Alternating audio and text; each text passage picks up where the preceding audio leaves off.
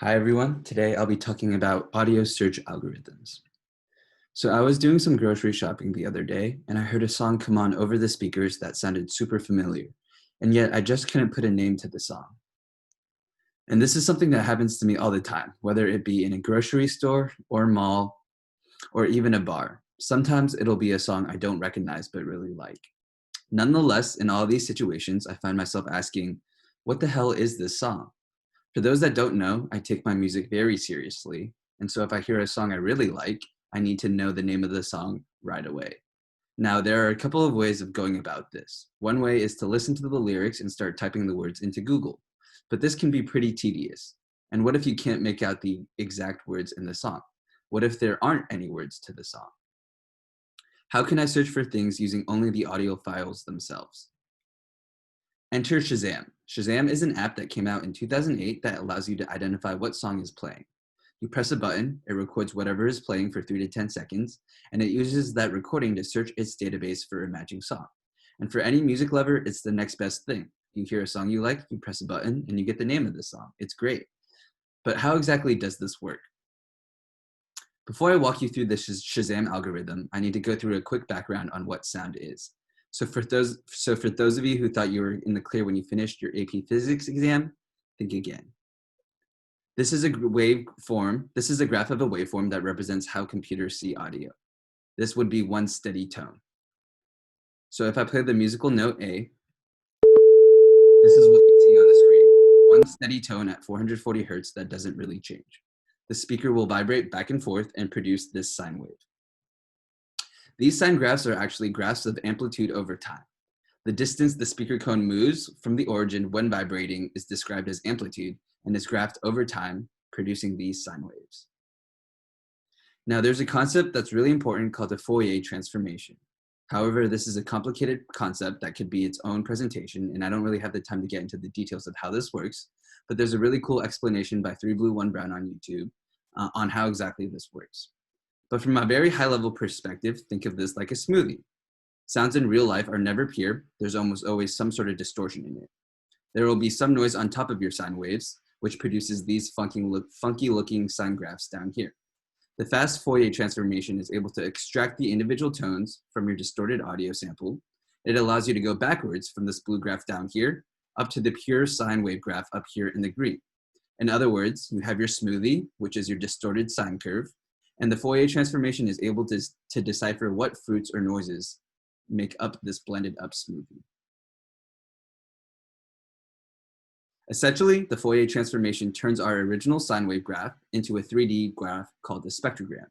We have time on the x-axis, frequency on the y-axis, so high sounds at the top and deep sounds at the bottom, and amplitude, which is how loud each frequency is, depicted by the color of the graph. You can kind of see a clear sound represented by this wide yellow curve, with some noise being captured, represented by the streaks of blue.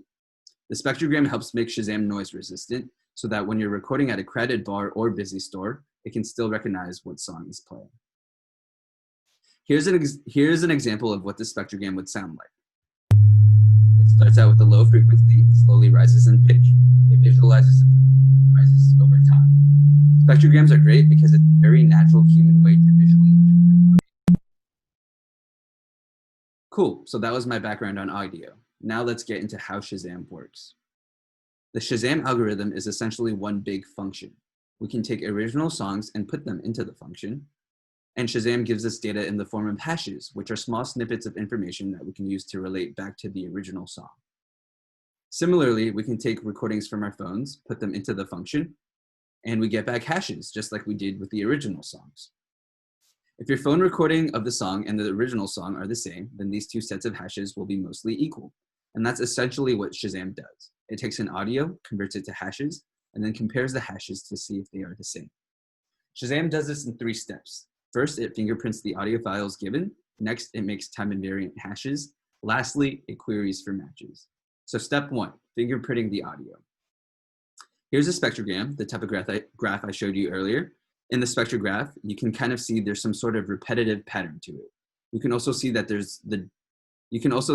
the darker areas look a little bit like musical notes as it goes up and down over time. So for all the musicians out there, you can kind of imagine this as reading notes off of a page of music. Shazam takes a fingerprint of this spectrogram by looking at the darker areas of the graph and records the locations of these dark areas. So for this graph, we could say that maybe these 3 dots could be identifying features of this audio. By looking at only the darker areas, we can turn this 3D spectrogram into a 2D constellation map. By taking the strongest peaks in the file, chances are, if it was the darkest point on the spectrogram, it was the strongest frequency, so it will most likely be a musical note. Each of these peaks can be represented by the time that it occurs on the x-axis and the frequency of the sound, possibly what musical note value, on the y-axis. In this case, we could say that these 3 points have these pairs of coordinates. And as a musician, you can kind of think of these pairs of coordinates by what bar, measure, beat, and note that these peaks represent. So by running an audio file through Shazam, we are essentially removing a whole bunch of noise and giving ourselves a set of points that uniquely represent the song. So that's the first step of fingerprinting the audio file. But there's a small issue here. All of these points here are dependent on time. These points will only have meaning if we relate them to the very start of the song. If I start my recording at a different part of the song, the x coordinates no longer match up. So how can we make partial fingerprints that are invariant to time? Well, we make time-invariant hashes. So this is the same constellation map that we saw before. However, Shazam applies a combinatorial hash generation algorithm to it, which is just a fancy way of putting 2 pairs of points together. The algorithm goes through every single point and looks at the target zone, and then looks at a target zone of points after it. The algorithm then looks at a pair of points between the anchor point and then the points in the target zone and creates something called hashes, which are really just line segments. Which are really just line segments that look like this on a graph. This represents points that are closely related to each other in time, that are likely to be captured when holding up your phone to make a 5-second recording. If we look at this abstractly and look at these points as notes, then a hash is just 2 notes in the song that are related by time. We can save all of these hashes as compact data structures by using exactly 3 numbers. If we look at the starting frequency, the ending frequency, and the time in between, we can now save line segments into 32-bit integers using this formula down here. So if we turn all these lines and save them as hashes or tiny bits of data, I can now take a clip of the song. And if I analyze this segment in the middle, we will still have the same line segments as what we had before. You can see that these 2 notes still exist in the clip, and there's still that time-based relationship between them, so we can still generate the exact same hashes. So if we have an audio recording called A, and we take a small snippet of that recording called A prime, then we can say that A prime is a subset of A. If we Shazam A prime, then the set of hashes in A prime will be a subset of hashes in A. Let's visualize that. If we run the Shazam algorithm on A, we get back a set of hashes, so an entire bag of numbers that relates to parts of the song. If we run the Shazam algorithm on A prime, we'll get back just a small subset of hashes that can be found in the entire song. Shazam works backwards. We'll use the set of hashes from our snippet to search the database to see what files this set is also in. Which brings us to the final step, querying for matches. There's one more step Shazam does to make sure that not only are these hashes in the same file, but that these hashes are also in the same order. Say we have 3 distinct hashes in our audio snippet, represented by these 3 shapes. And we looked through our database and found a file with the same 3 hashes. Great. This audio snippet must be part of that song, right? Well, that's not true. Just because we just searched for the hashes in an unordered set, these points could be scattered throughout the song.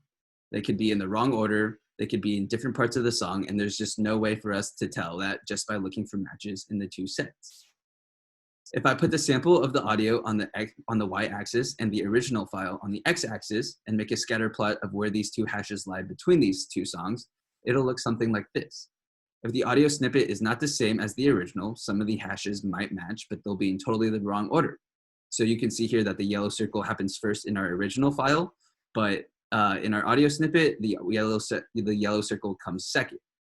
So if we try to line these up, there's going to be no pattern in between them. But if these hashes are indeed from the same song, we'll see a distinct pattern in our hashes. So the pattern here is circle, triangle, star in the original file, and the pattern here in our snippet is also circle, triangle, star. If the hashes line up perfectly in the same order, it will form a diagonal line, indicating that our audio snippet is in fact an excerpt from this original file. Shazam does this by looking at the histogram of differences between points from the scatter plots I just showed you. By doing so, you'll get a really big spike when there is a match.